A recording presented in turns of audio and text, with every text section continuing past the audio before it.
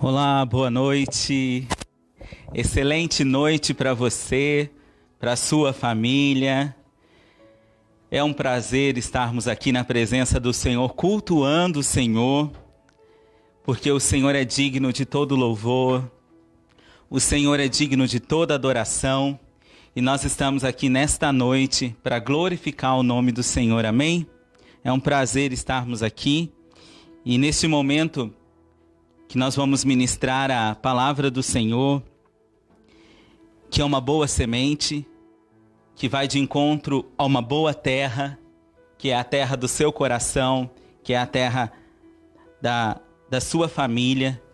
E eu tenho certeza que a palavra de Deus é poderosa para realizar muito mais do que você pede e muito mais do que você pensa, segundo o poder que há em Cristo Jesus. Amém? Eu gostaria nessa noite de compartilhar a conquista da terra prometida. Deus tem uma promessa para mim e para você. Deus tem uma promessa de conquista.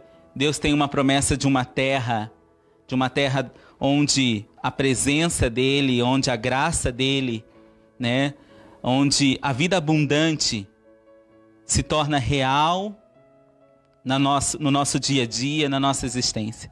Com certeza você tem muitas promessas do Senhor e eu quero compartilhar a história do povo de Israel, que também que é o povo de Deus e que hoje nós somos o Israel de Deus, que esteve diante da terra prometida, e eu quero que você permita ao Espírito Santo, permita ao Espírito de Deus te ensinar nesta noite como você deve se comportar diante dos desafios das suas conquistas, diante dos desafios das suas batalhas, aquilo que o Senhor tem para você.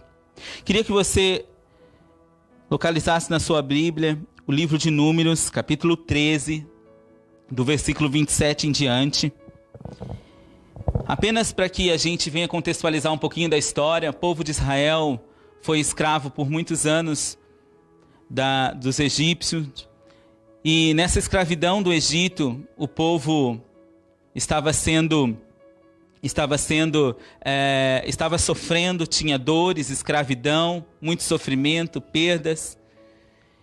E um dia, lá no livro de Êxodo, capítulo 1, o Senhor pessoalmente diz que estava ouvindo o clamor do povo de Israel e que ele iria descer para libertar o povo de Israel.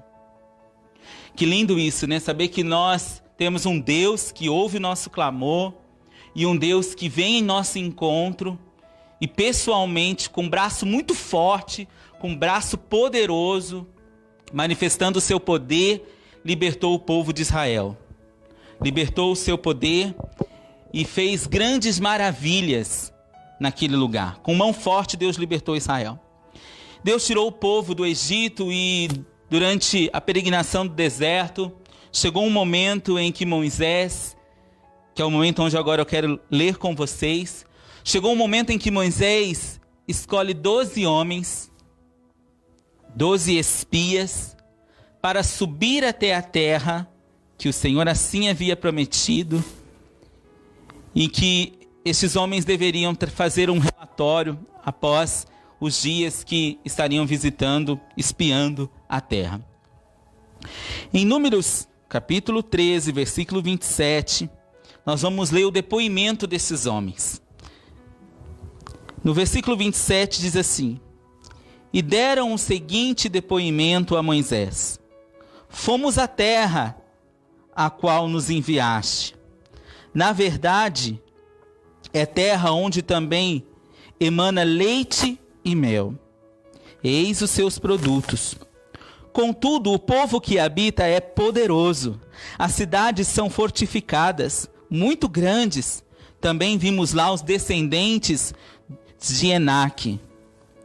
Os amalequitas vivem em Neguebe. Os hititas, jebuseus, amorreus habitam na região de montanhas. Cananeus vivem perto do mar e do rio Jordão. Então Calebe fez calar o povo diante de Moisés. Subamos e herdamo-la, ele disse. Em verdade temos a capacidade de conquistar essa terra. No versículo 31. Entretanto, os homens que haviam acompanhado reagiram da seguinte forma: não podemos marchar contra este povo, visto que é muito mais forte do que nós. Puseram-se a difamar diante dos filhos de Israel a terra que haviam observado. A terra a qual fomos em missão e de reconhecimento é terra que devora os seus habitantes. Todos aqueles que lá vimos são homens de grande estatura, são homens gigantes. Lá também vimos gigantes, descendentes de Enaque, diante de quem parecíamos a nós e a eles como gafanhotos. No capítulo 14. Então toda a congregação elevou a sua voz e puseram-se a chorar, a gritar. O povo chorou aquela noite toda. No versículo 2. Todos os israelitas reclamaram contra Moisés e Arão e exclamaram: antes tivéssemos morrido na terra do Egito, antes morrêssemos todos nesse deserto. Por que o Senhor nos trouxe esta terra para nos morrer à espada, para entregar nas mãos dos nossos inimigos, para que as nossas mulheres e as crianças morram? Não seria melhor voltarmos para o Egito? Murmuravam uns contra os outros. Escolhemos outro líder e voltamos para o Egito. Vamos parar um pouquinho por aqui. O povo de Israel, representado aqui por 12 homens, e onde 10 deles faz esse relato à nação, esse depoimento, diante de uma terra que eles reconhecem que é uma terra que emana leite, uma terra que emana mel, uma terra onde tem a bênção do Senhor, onde tem a prosperidade, uma terra onde os seus frutos são frutos grandes, né? Vistosos. E só que eles se colocam numa visão totalmente limitada diante da posse dessa conquista, dessa promessa. Nós vamos ver aqui dois perfis de pessoas, duas situações, dois comportamentos representados. Uma pelo relato de 10 espias e o outro pelo relato de 2 homens que chama Josué e Calebe. Mas eu quero que você se atente ao seguinte: diante da promessa que Deus fez a você, diante da promessa que Deus fez à sua família, qual é a sua visão? Eu quero trazer aqui que estes homens, os 10 primeiros homens, os 10 homens que fizeram um relato, eles dizem o seguinte para o povo. Eles começam no versículo 31 dizendo assim: não podemos, não conseguimos, nós não iremos vencer, nós não podemos marchar contra este povo. Sabe, meu amado, diante da situação da sua vida, diante dos gigantes que têm se levantado nos contextos da sua casa, da sua família, é importante que você tenha visão dessa situação, que você tenha visão de si próprio, como você se enxerga e a visão de quem é o seu Deus. Em primeiro momento, eles se colocam assim: olha, nós não iremos conseguir vencer este povo. Nós não podemos marchar contra este povo. Nós não podemos ir contra estes gigantes. Eles são mais fortes do que nós, são mais poderosos do que nós. Esse relato, eles já começam a se colocar como os derrotados, começam a se identificar como aqueles que serão destruídos pelos seus inimigos. Diante da terra prometida, não se coloque dessa forma. Se o teu inimigo ele é forte, ele é um gigante, o teu Deus é maior do que ele, o teu Deus é mais poderoso do que ele. E se quem prometeu é o Senhor, é Ele quem vai te dar capacidade para cumprir. Ele é quem vai te dar a capacidade para vencer, para conquistar, para avançar e para prosseguir. segundo momento, a gente vê esse povo, ele começa a difamar a terra, a murmurar, a reclamar, a maldizer, a soltar palavras de maldição. Meu amado, diante das tuas dificuldades, não amaldiçoe, não murmure, não reclame. Palavras são sementes e essas sementes podem gerar frutos de destruição. Não reclame sobre a situação. Não murmure contra o Senhor, não difama a presença, a promessa, a bênção de Deus. Esse povo começou a reclamar, começou a maldizer, começou a dizer coisas que não deviam. Havia um obstáculo? Sim. Havia uma dificuldade? Sim. Havia um desafio? Sim. Mas quem prometeu foi o Senhor. Não seria neste momento que o Senhor iria abandoná-los. E eu quero te dizer, Deus não te abandonou. Deus não esqueceu de você. Deus está conosco. Deus é poderoso para fazer mais do que pedimos, mais do que pensamos, segundo o poder que há nele em Cristo Jesus. Portanto, meu amado, em vez de murmurar, vamos louvar ao Senhor, vamos adorar ao Senhor, vamos profetizar em meio a situações que estão difíceis, desafiadoras. Vamos profetizar a presença, a graça do Senhor sobre as nossas vidas, sobre os nossos corações, sobre as nossas famílias. Perceba que no versículo 33, o relato diante dos inimigos, eles se viam como gafanhotos. Eles chegam na conclusão dizendo assim: olha, aquele povo é tão grande, aquele povo é gigante, de grande estatura, nós somos como gafanhotos para eles, ou seja, aquele povo vai nos atropelar, vai nos destruir, nós somos nada. Olha como eles estavam se identificando como gafanhotos, sendo que de fato, aquele povo era o povo que Deus demonstrou seu grande amor e misericórdia. Aquele povo é o povo que Deus cuidou, e você é este povo. Você não é gafanhoto, você não é um nada, você não é um esquecido. Para conquistar a terra prometida, Deus precisa que você saiba que você não é um gafanhoto. Porque Deus não vai possuir a promessa, Deus não irá possuir a terra prometida com um exército de gafanhotos, mas Deus irá possuir a terra prometida com um exército dele, que tem o Espírito dele, que foi lavado pelo sangue de Jesus. A postura desse povo, quando eles passam esse relato, quando eles começam a dizer: esse povo vai nos destruir, esse povo vai acabar conosco, isso gera na nação um grande desespero.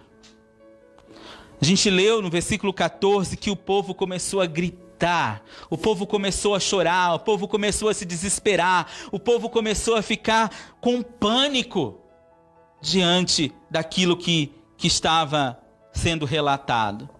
Meu amado, muitas coisas, muitos relatos chegam aos nossos ouvidos, chegam ao nosso coração, que às vezes nos dá, se não vigiarmos, nós ficamos em pânico, desesperados, com medo. Mas eu quero te dizer que a última notícia é a notícia que vem do coração de Deus. Eu quero te dizer, meu amado, que se você tem ouvido coisas de destruição, de miséria, de falência, de morte, de destruição, eu quero que você hoje saiba que o Senhor é um Deus que nos dá esperança, é um Deus que nos dá paz, e que a última notícia é aquela que sai do coração dele. O povo aqui estava desesperado.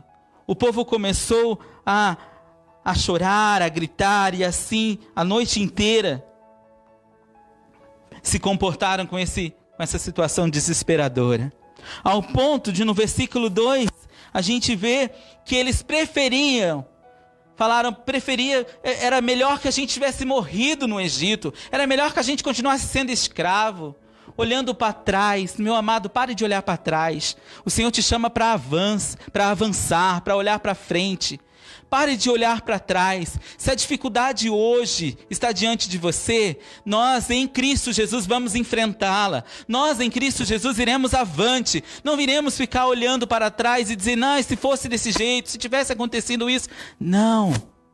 Nós vamos olhar para o Senhor e nós vamos avante. Nós vamos olhar para o Senhor e nós vamos dizer, é Ele em quem eu tenho crido, é nele que eu tenho confiado. O povo, no versículo 3, ele se levanta contra Moisés, se levanta contra Deus, acusa Deus, fala, por que não nos deixou morrer? Quem é você, Deus? Por que não nos deixou morrer lá? Agora nos trouxe aqui para que nós, nossos filhos e nossas mulheres morressem nas mãos daqueles gigantes. Olha como o povo foi relatando já o seu futuro de tragédia, o seu futuro de destruição. Pare de relatar o seu futuro de destruição. Pare de pronunciar o seu futuro de morte. Pare de pronunciar o seu futuro de falência. Quem cuida de você é o Senhor. Quem te assumiu é o Senhor. Quem te ama é o Senhor. E eles chegam a dizer, vamos escolher outro líder. O ser humano tem essa situação de sempre colocar a culpa em outro, né? E aí o povo diz, fomos mal conduzidos por Moisés, fomos mal conduzidos por Arão. Nós devemos levantar outro líder, devemos colocar outra pessoa para nos conduzir. Meu amado, chame a autorresponsabilidade para você. Não fique tentando achar desculpas em pessoas. Assuma sua postura. Então, até nesse momento, eu relatei a postura de 10 homens diante da terra prometida. O depoimento de 10 homens que murmuraram, acusaram Deus, transferiram suas responsabilidades, desejaram uma vida de escravidão, admitiram nos seus corações o pânico e o desespero, colocaram nos seus corações a derrota. O relato desses 10 homens, na visão do inimigo, o inimigo é um gigante que vai nos devorar, porque nós somos gafanhotos para eles. A visão desses 10 homens, de si próprios, nós seremos massacrados, somos gafanhotos. E a visão desses 10 homens, de quem era Deus, era que esse Deus era impotente. É que esse Deus não tem força. Esse Deus não iria os livrar. Meu amado, eu quero te dizer que o exemplo destes homens vem para nos ensinar que por mais dificuldades que nós estamos enfrentando diante da terra prometida, diante daquilo que o Senhor prometeu para nós, você sabe qual é a sua terra prometida. Você sabe que Deus tem promessas para a sua vida ministerial, para a sua vida profissional, para a sua vida familiar, para a sua vida como igreja.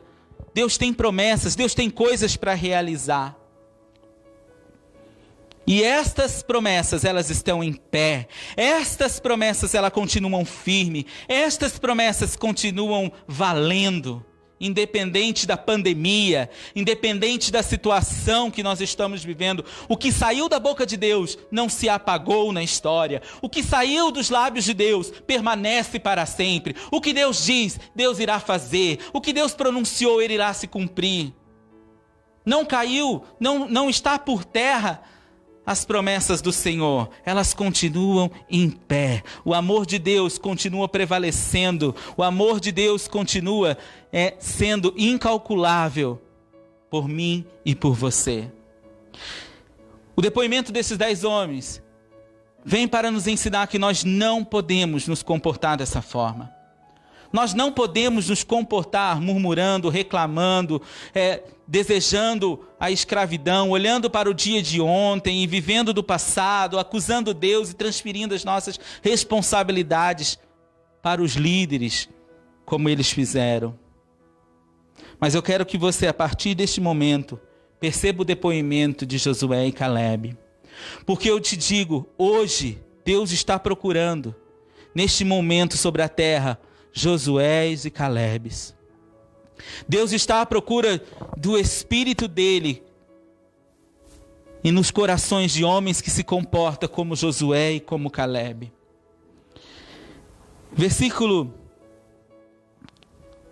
Capítulo 14, versículo 5, diz assim: Então, diante de toda a assembleia dos filhos de Israel, Moisés e Arão prostraram-se em terra, com as suas faces humilhando. Dentre aqueles, ó, versículo 6, dentre aqueles que espiaram a terra, Josué, filho de Num, e Calebe, filho de Jefoné, rasgaram imediatamente as suas vestes, exclamaram perante toda a comunidade dos filhos de Israel ali reunida: A terra em missão, fomos averiguar, é muito boa, é um lugar excelente.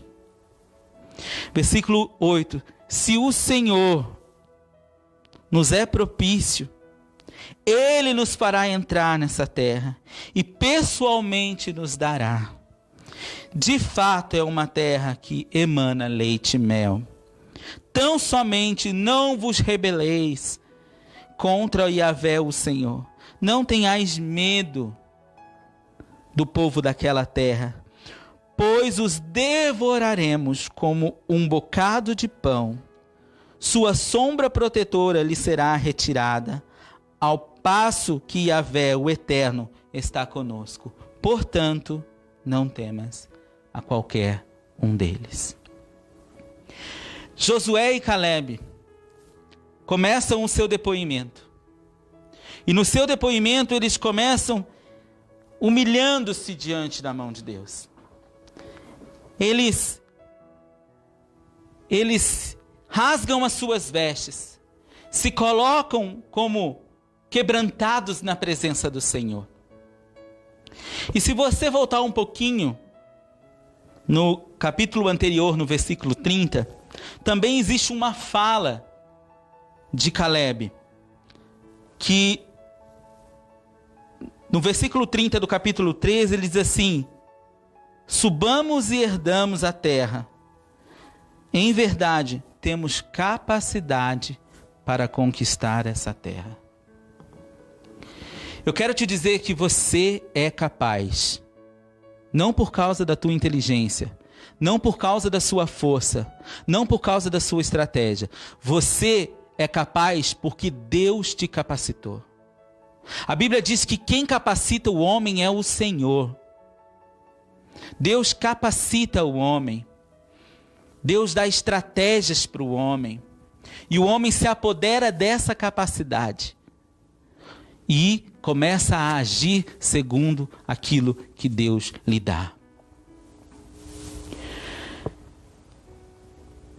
Josué e Calebe, eles se viam capacitados para conquistar a terra. E eu quero que você se perceba dessa forma, que você veja dessa forma. A terra, a promessa que o Senhor me deu, nós fomos capacitados pelo Senhor para possuí-la.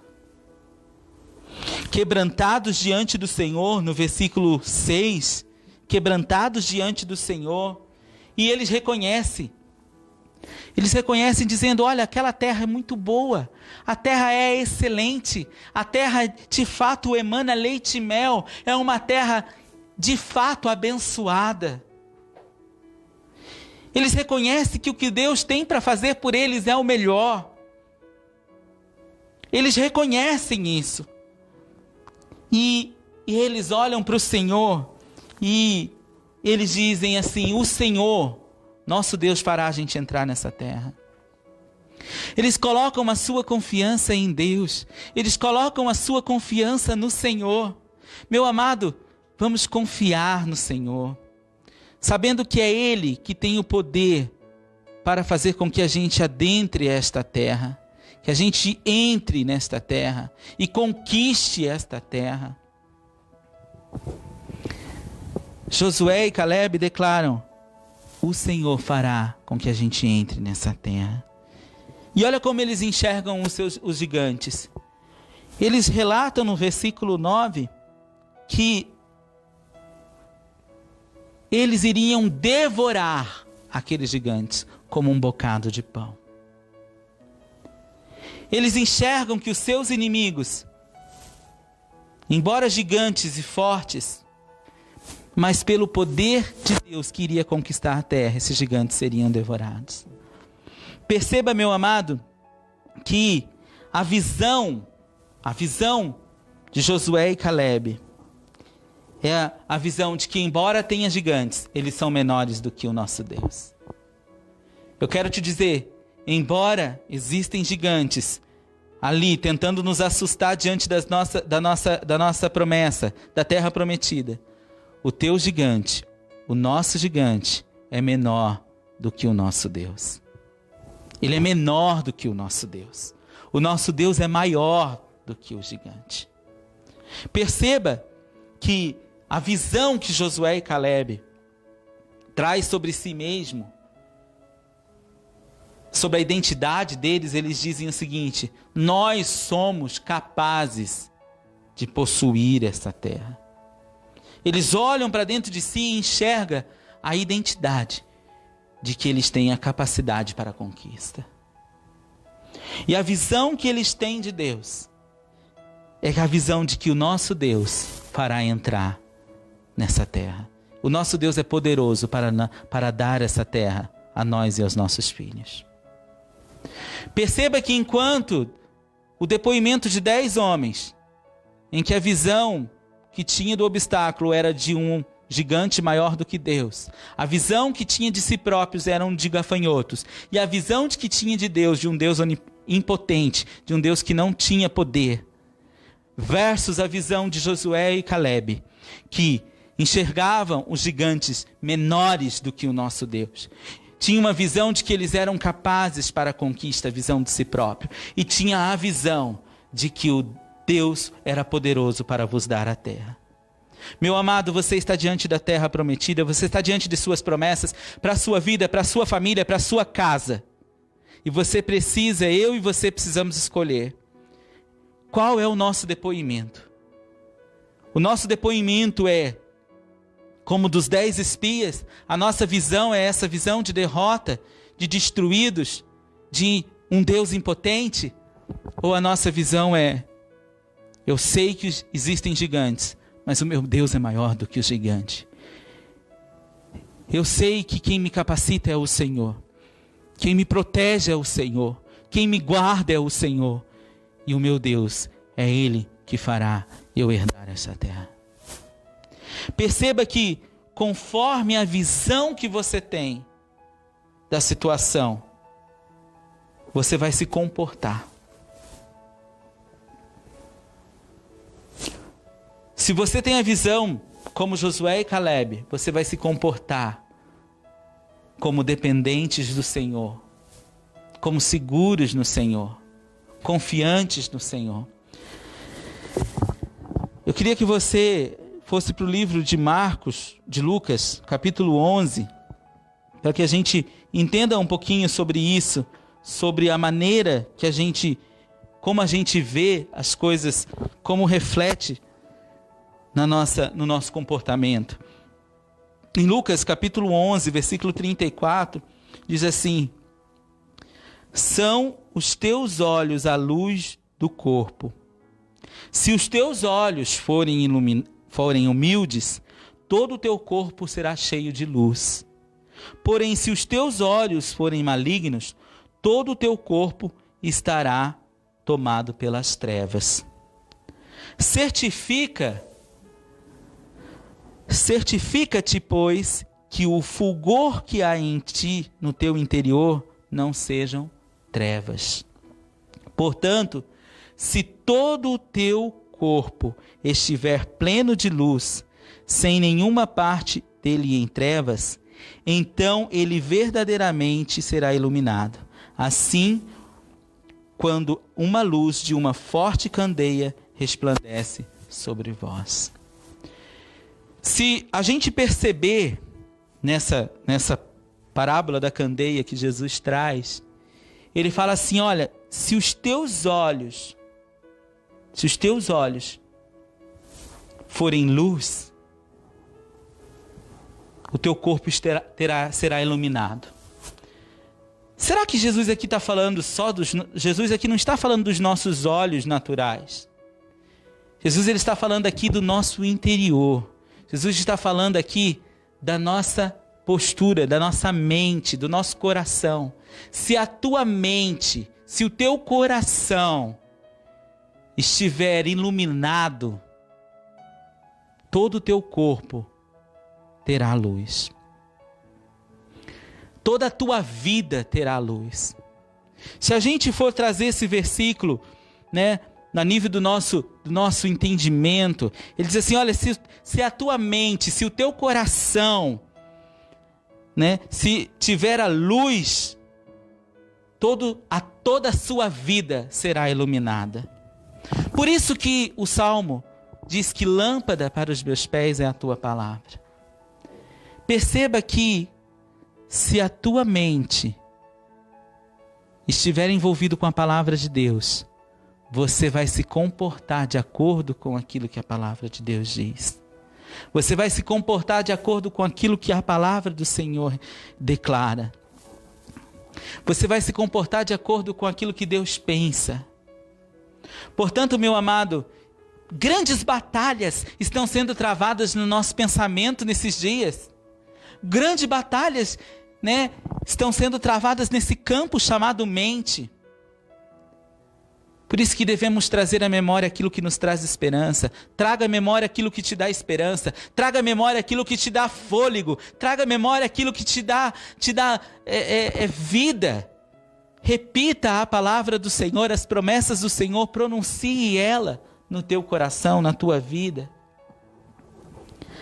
Agora, se toda a tua mente for treva, todo o teu corpo será cheio de trevas. Se os teus pensamentos, se o teu pensamento for de destruição, de um Deus que esqueceu, de um Deus impotente, de gafanhoto, de que o gigante vai nos destruir, toda a nossa vida vai ser conduzida por uma maneira assim. Por isso que o apóstolo Paulo diz assim, renova o teu entendimento, para que você compreenda a boa e perfeita e agradável vontade de Deus. Por isso que o apóstolo Paulo diz que, lá no livro de Filipenses, no capítulo 4, verso 8, ele diz como devem ser os nossos pensamentos, como deve ser a peneira dos nossos pensamentos. Ele fala assim, irmãos, absolutamente tudo que é verdadeiro. Isso é verdadeiro o que você está pensando?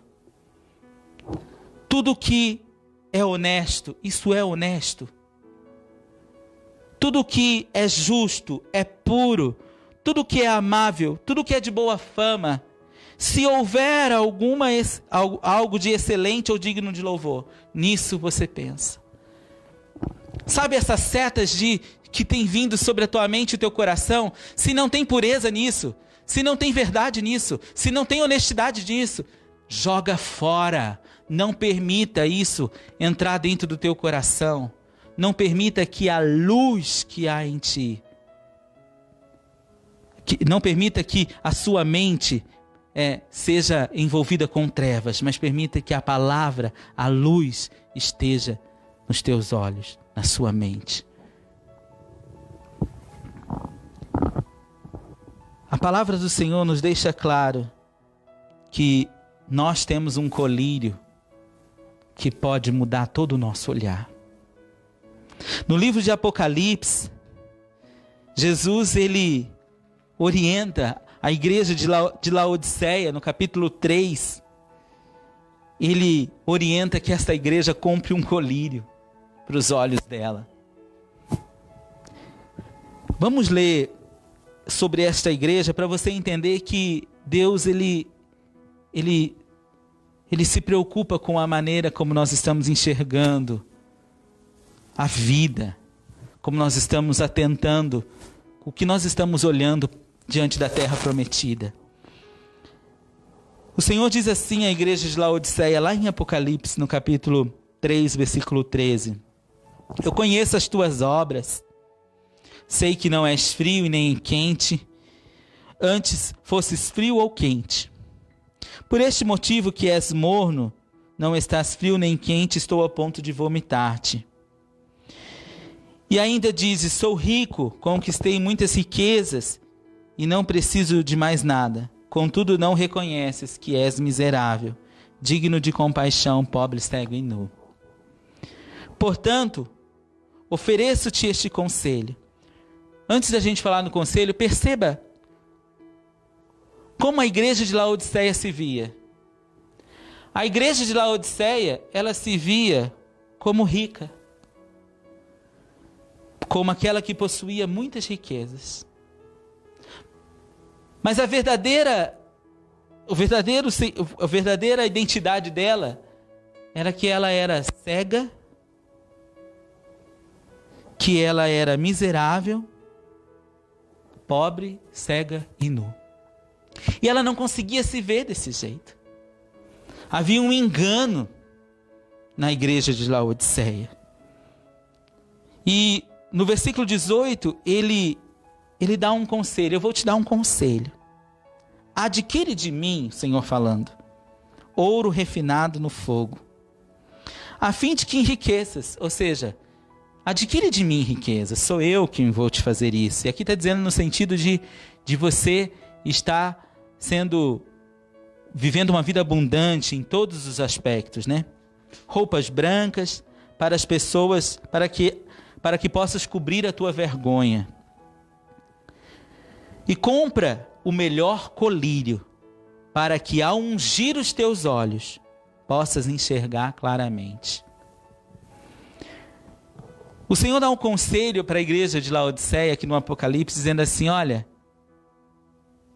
eu te aconselho a você permitir que o colírio que você pode comprar de mim, Jesus está dizendo assim, que eu posso te dar, que você possa usar esse colírio para que você enxergue claramente.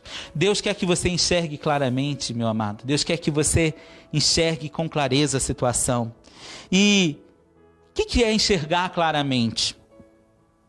Enxergar claramente é que a minha visão, lembra que diante da terra, os depoimentos, tinha a visão do inimigo, a visão de si próprio e a visão de Deus. Enxergar claramente é você enxergar, primeiramente, a visão do teu Deus. O teu Deus que é poderoso, o teu Deus que é o amor. A Bíblia diz que Deus é amor. Um Deus que te amou de tal maneira que deu Jesus por você, para que você não pereça, mas tenha vida eterna. 1 João 4, ele diz sobre este amor, quem é esse Deus tão amoroso, né? Esse Deus que nos ama de tal forma que não mudou.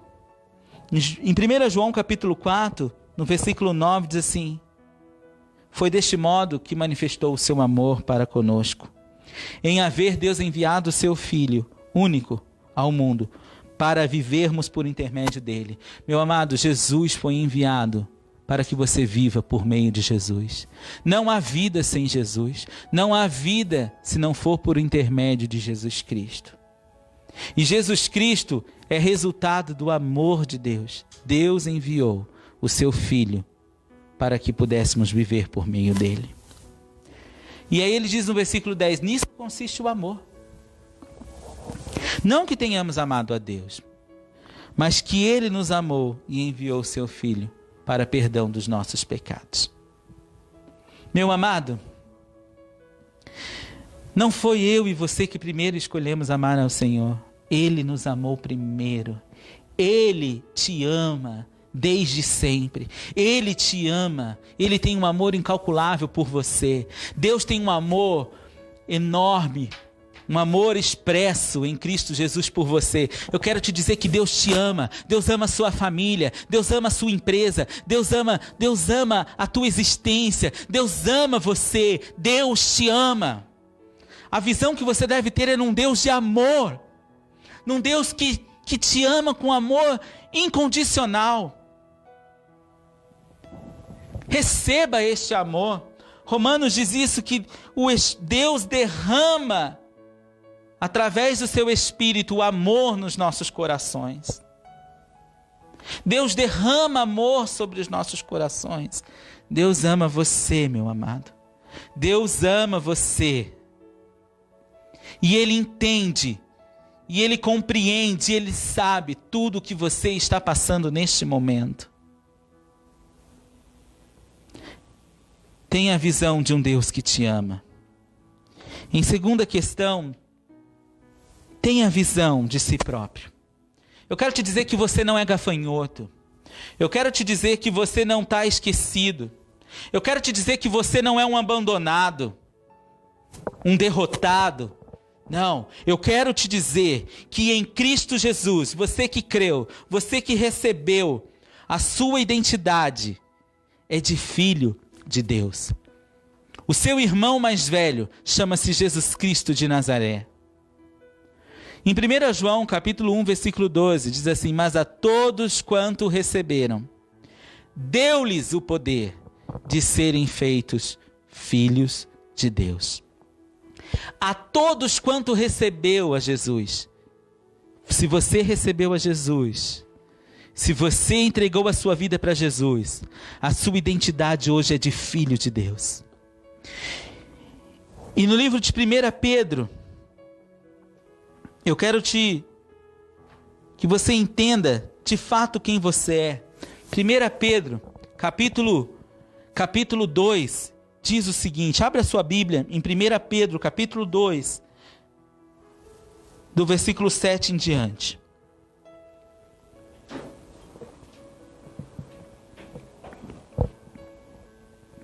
Assim sendo vós, os que credes, você crê?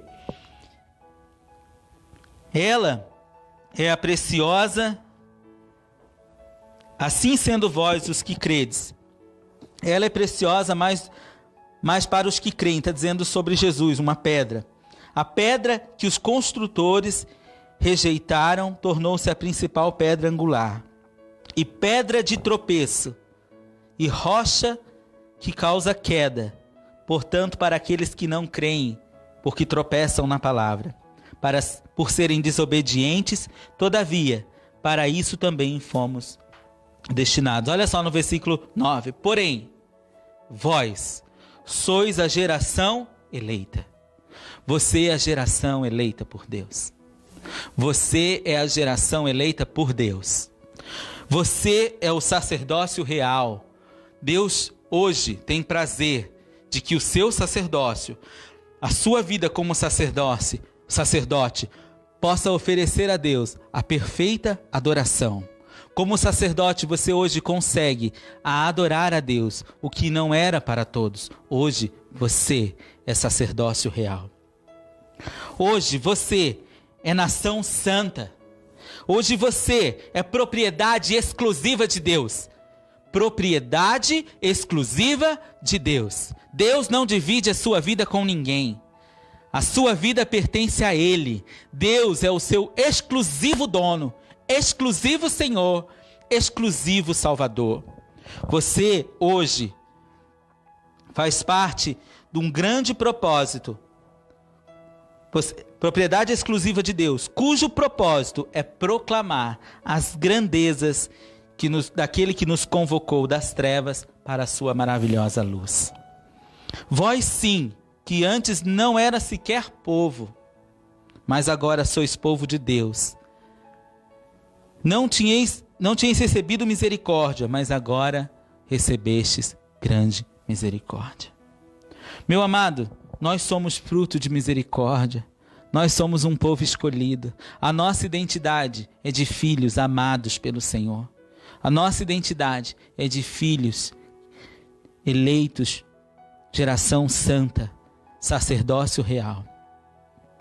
Você não é gafanhoto. Você é povo de Deus, é filho de Deus, é ungido de Deus. Sobre você está a esperança do Deus de Israel. Sobre a nossa vida está a bênção de Deus. Nós temos o selo do Espírito Santo. Esta é a visão de quem somos. E a visão Enquanto 10 homens enxergaram gigantes que iriam destruí-los, esmagá-los, Josué e Calebe enxerga os gigantes como um bocado de pão para ser devorado. A visão, você precisa entender, a visão do seu inimigo. E eu quero que você entenda de fato que o principal papel de Satanás, que é o nosso inimigo, é mentir. Ele é pai da mentira. Ele gerou a mentira. Ele criou a mentira. A Bíblia diz em João capítulo 8, versículo 44, que o inimigo mente desde o princípio. Ele é mentiroso. E preste atenção, se as questões que estão vindo na sua mente, os sentimentos que vêm sobre você, não são setas de mentira do inimigo. Mas eu quero que nesta noite, você neutralize toda mentira com o escudo da fé. O poder que vence o mundo é a nossa fé. O poder que vence a situação lá fora é a nossa fé. E para ter fé, precisamos ouvir a palavra. Neutralize as mentiras. Neutralize as mentiras do inimigo sobre a sua vida. Ele é mentiroso. E às vezes ele fica dizendo que a sua família não vai ter futuro, que todo mundo vai ser destruído, que acabou o teu tempo, que acabou a tua história, que acabou, agora já era, todo mundo agora está sentenciado, todo mundo agora, né? E vem o pânico e há tormento sobre a sua noite, tormento sobre os seus sonhos, trazendo confusão, briga, sentimento ruim, sentimento de destruição, de impotência.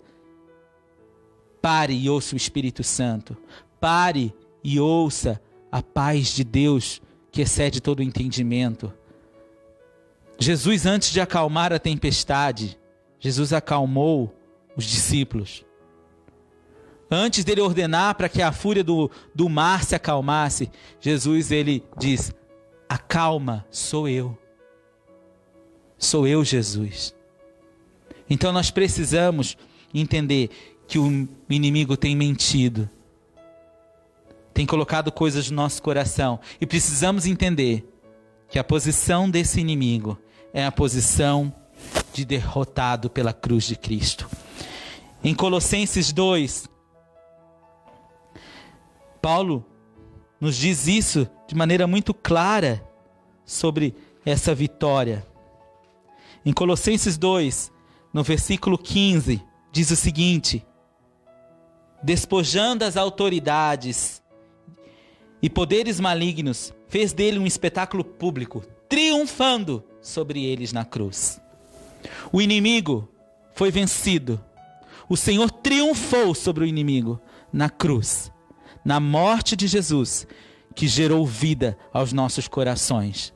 A cruz nos traz uma nova história. A cruz nos traz um novo caminho.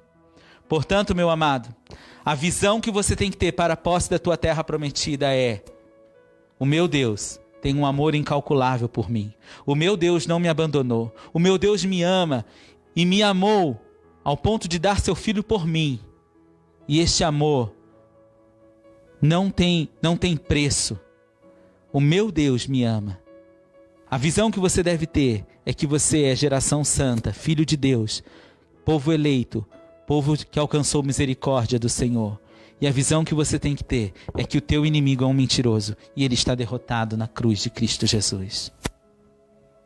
Com esta visão, nós iremos enfrentar os gigantes da terra prometida. Nós iremos conquistar a terra que o Senhor nos prometeu.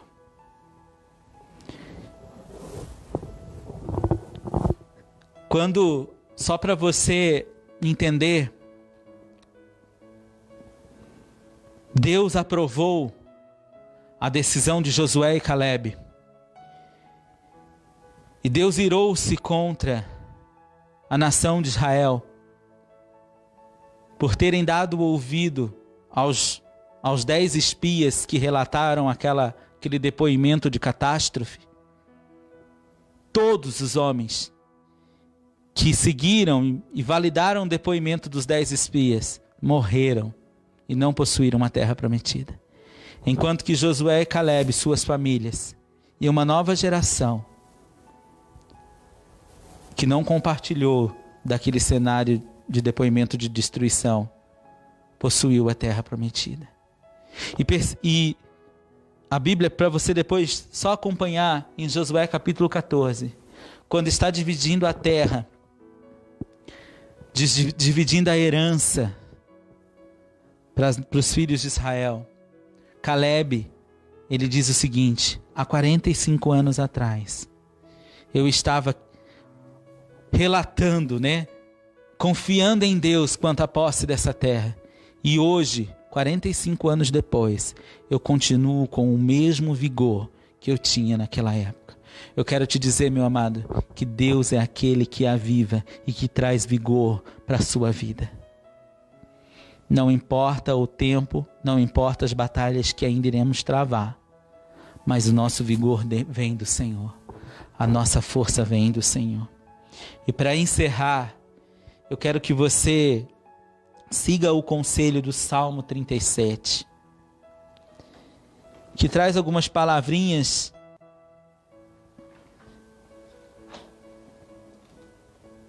algumas palavras que a gente ouve sempre, mas que fazem muita diferença no nosso dia a dia, quando nós aplicamos isso na nossa prática. O Salmo 37, do versículo 1 ao versículo 7. Primeira coisa que ele diz assim, o salmista: não te indignes por causa das más pessoas, nem tenha invejas daqueles que praticam injustiça, pois eles, em pouco tempo, secarão como capim, e como a relva verde logo murcharão. Não fique indignado. Eu sei que às vezes nosso coração é ameaçado a ter indignações por diversas coisas. Não te indigne por causa da injustiça. Guarda teu coração na justiça do teu Deus. No versículo 3 diz assim: confia no Senhor, pratica o bem, assim habitarás em paz na terra e te nutrirás com a fé. Confia no Senhor, meu amado. Confia no Senhor. O Senhor, Ele é digno de toda a nossa confiança. No versículo 4 diz assim: agrada-te do Senhor, deleita-te do Senhor, e Ele irá satisfazer os desejos do teu coração. No versículo 5 diz: entrega o teu caminho ao Senhor. Confia nele novamente, e tudo Ele fará. Ele exibirá a tua justiça como a luz e o teu direito como ao sol do meio-dia. E o versículo 7 diz assim: aquieta-te diante do Senhor e aguarda por Ele com paciência. Não te irrites por causa das pessoas, por causa da pessoa que prospera, e nem contra aqueles que tramam a perversidade. Então, meu amado, não te indigne por causa da injustiça. Creia em Deus. Não te indignes por causa e não tenha inveja das pessoas que possam, por causa da maldade, estar tendo supostas vitórias. Confia na justiça de Deus. Confia no Senhor. Descansa. Deleita-te. Agrada-te do Senhor. Entrega. E aquieta-te diante de Deus.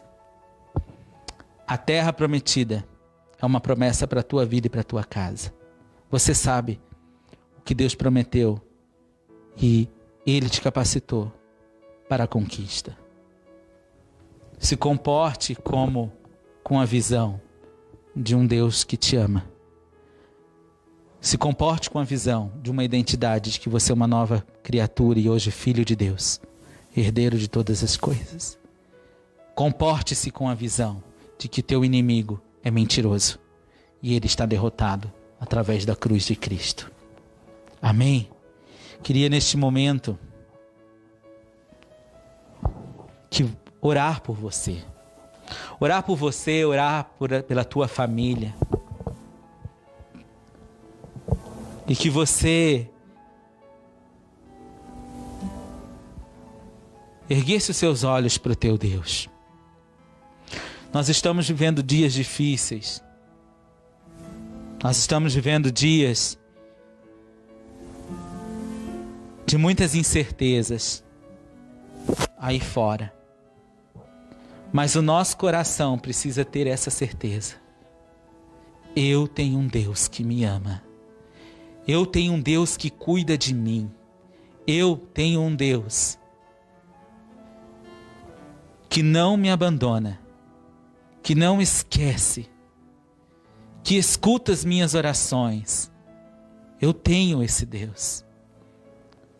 E esse Deus me deu uma nova identidade. E esse Deus me fez mais do que vencedor.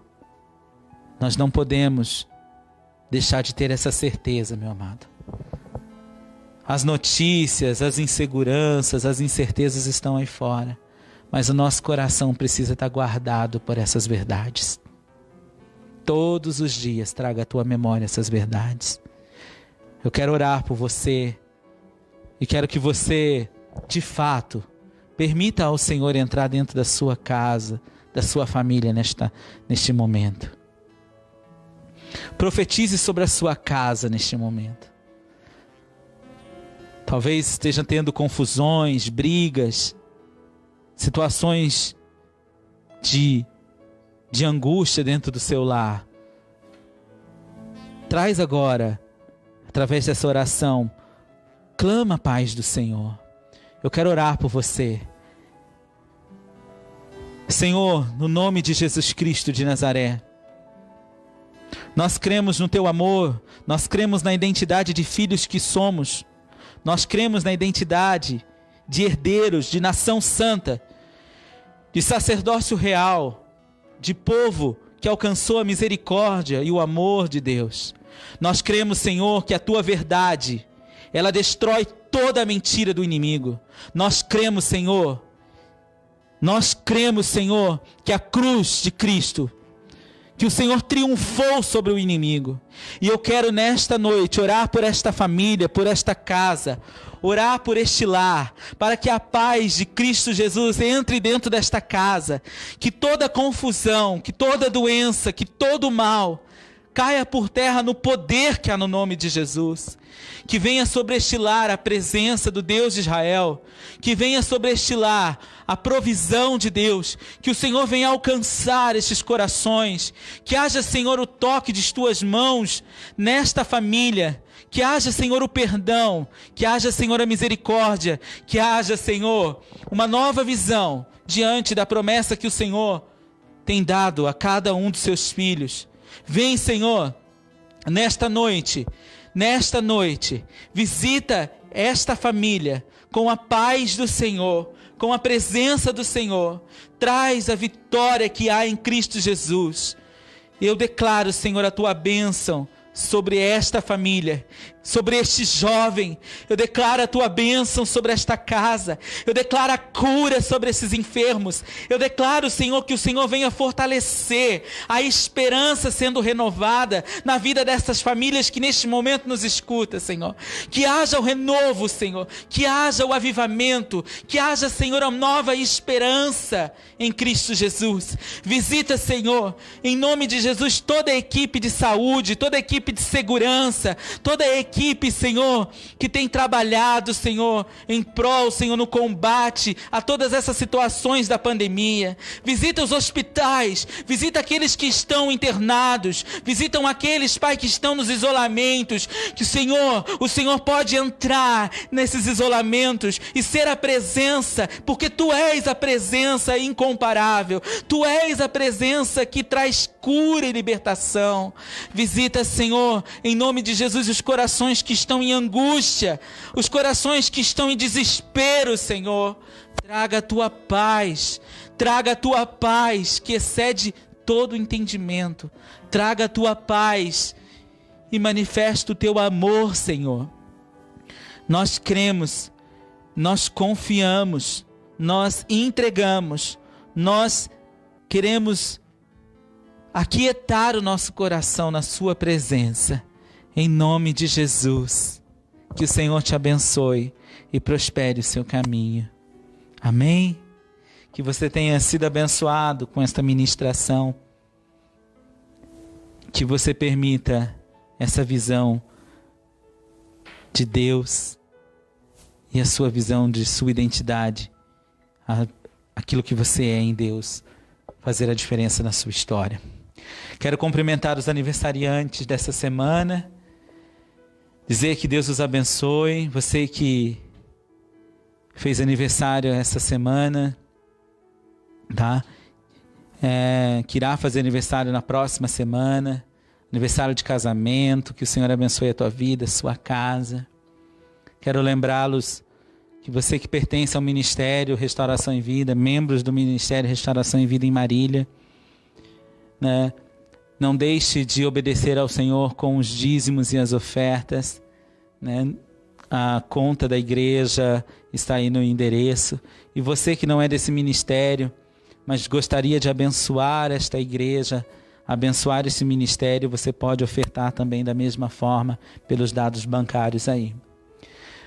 Nós estamos com o devocional segunda, quarta e sexta, tá? Então acompanhe aí pelo grupo os devocionais nos seus horários e seja abençoado com as porções que Deus tem para a tua vida.